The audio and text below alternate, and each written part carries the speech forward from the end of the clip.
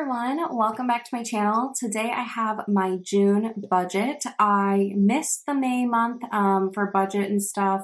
I was out of town and didn't get a chance to pre-film, but I am back for June. So today we're going to start with my calendar. I'm going to talk you through what I have going on throughout the month, and then we'll dive into my numbers for the month. I still will be doing a May recap, so I'll be catching you up on the end of April and my May recap, so you'll know what's going on with all my goals, but let's go ahead and dive in. So the first thing I have here is my planner. I use the Golden Coil planner, and one of the features I like is that I get to customize the layout. So one of the customizations I have made is to have a second monthly calendar spread, so I can have all my finances in one place and have a second calendar for all my personal, stuff. So pretty straightforward for me. If you've never seen one of my budgeting videos before, I am consumer debt free. So my only debt is my mortgage, which I have here listed in purple, kind of like a purpley pink color. Those are all of my bills. So anything in purple are different bills. I have, my utilities, my association dues, a few different subscriptions, but nothing too wild. I also have, in orange here, some investments I'll be doing, and then in yellow, I have my weekly spending. So every Monday I go grocery shopping, so I have that here to remind me that I need to allocate, my weekly grocery amount.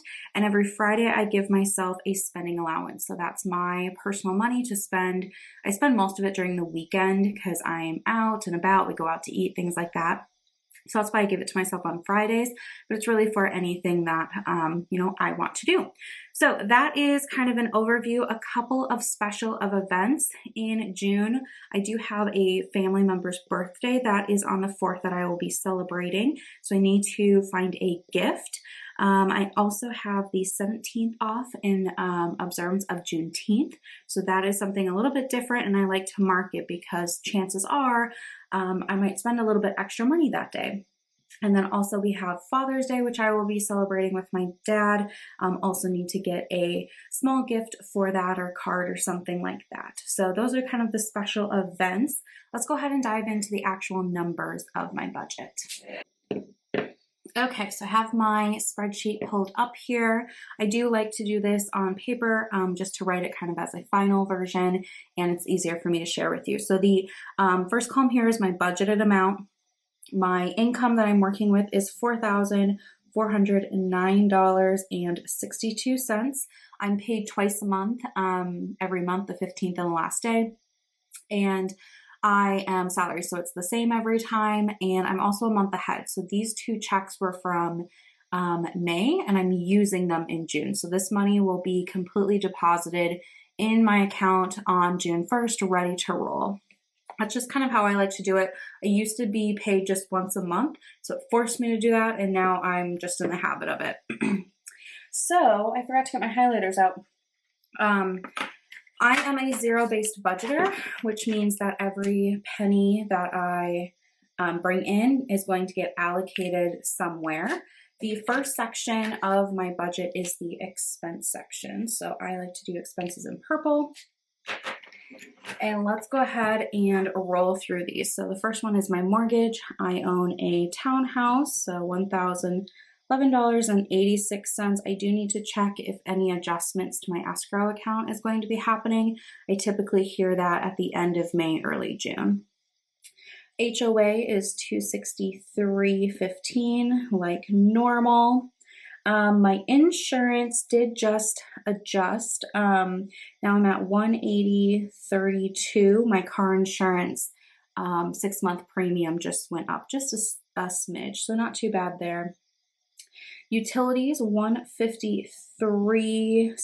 If you're not familiar, I have $300 set aside in my bank account for utilities, and I let my utilities, I'll link up there and pull out what is due, and then I look at what came out in May. So $153.62 came out in May.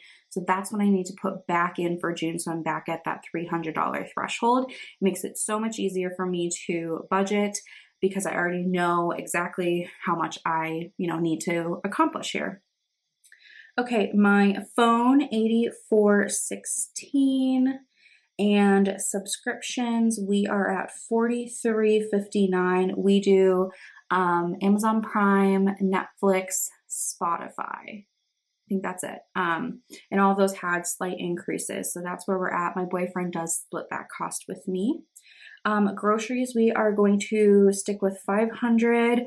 I do think I'll need to increase this to 600 here soon. Over the summertime, we tend to spend a little bit more in groceries and like fresh fruits and things like that. I try to go to some of the farmers markets to support the local, people in my community, which sometimes is just a little bit more expensive. But for June, I'm going to try for 500. We'll see how we do. Gas, I'm also going to keep it the same. I've been doing 60. I work from home and live in a small town.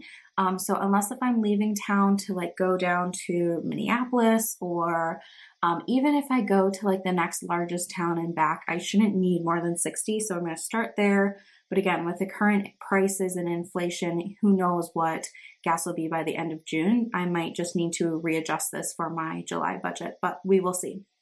Okay, and then personal spending is $500, like I was talking about before. That's for eating out, for any sort of entertainment, shopping for myself. That's just my money to spend. I used to have different categories, but it was like too much to track. And I was always borrowing from it, so I just lumped it into one category. So this totals $2,796.70, which gives me a remaining of $1612.92. So I'm just going to highlight my total here in purple and then what I have remaining in green, because that is still money I need to allocate. Okay, so next is funds.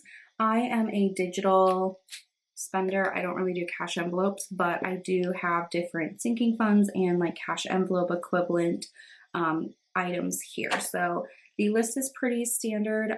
Annual gets $120 every month. This is my fund that I use for like car registration, things that I'm charged for just once a year.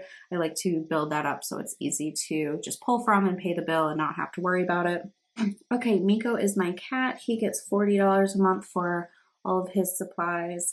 Incidental gets $50 a month. This is my cushion fund, so if any bills are a little bit higher or I just need few dollars to pull into a different category, that is the whole purpose here. Vacation, $250 a month. I just spent a bunch of this vacation money in May. I was in New Orleans, so I will be reporting on how much I spent and what my new balance is at the end of this month. Beauty gets $50 a month, and so does car. Beauty I use more for like my own, makeup, skincare, stuff like that. Car is just saving up for car maintenance type items. Gifts gets $80 a month. Opportunity is $20. This is kind of like a giving fund. I do have a benefit coming up for a friend of ours who was recently diagnosed with cancer. So I'll be able to use some of this fund to donate to, paying their medical bills and just helping them out, which I'm really looking forward to. And I'm happy that I have this money set aside for that. Home gets $50 a month.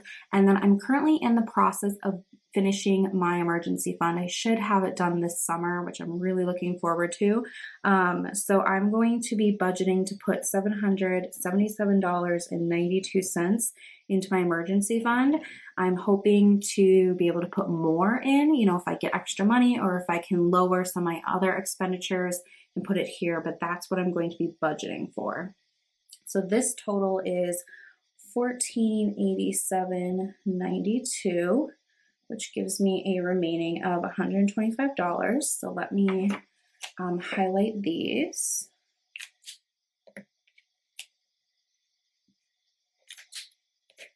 And then I have this investing section. So I do a little bit of investing. That's where this $125 is going to go. So I put $25 a month into this Betterment account. It is a taxable brokerage account. And then right now I'm putting $100 a month into my Roth IRA.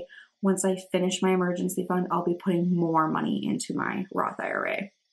But this total here is $125, which gives me a remainder of $0.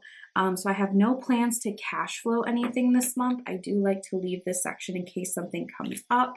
I did cash flow something in May, so you'll see an example of that with my recap video, but I have no plans this month. But you know, sometimes things come up and things change, so that's why I like to have it here. So that brings me down to $0. I've allocated every penny that is going to be, you know, in my account for June. So that is going to be my zero-based budget. I like to leave a note at the bottom of what my priority is, like my number one priority for extra money. And right now it is still that emergency fund. Getting really close to having that done. It feels good seeing that number grow, especially going into this high inflation period, and some argue a recession has already started. You know, it's nice to have that buffer on hand because it just allows you a little bit more. I will be keeping an eye on kind of my bills, my cost, and will be adding to my emergency fund as needed to make sure I still cover my minimum basis of 3 months worth of expenses. But anyway, that is my budget for June. I'd love to hear from you. What is going on for June for you? I know it's the beginning of summer. Those of you with kids, I'm sure it's a little bit different having them out of school, but would love to hear from you down below in the comment section. Otherwise, that is it for me. Thank you so much for watching, and I'll see you in my next one. Bye.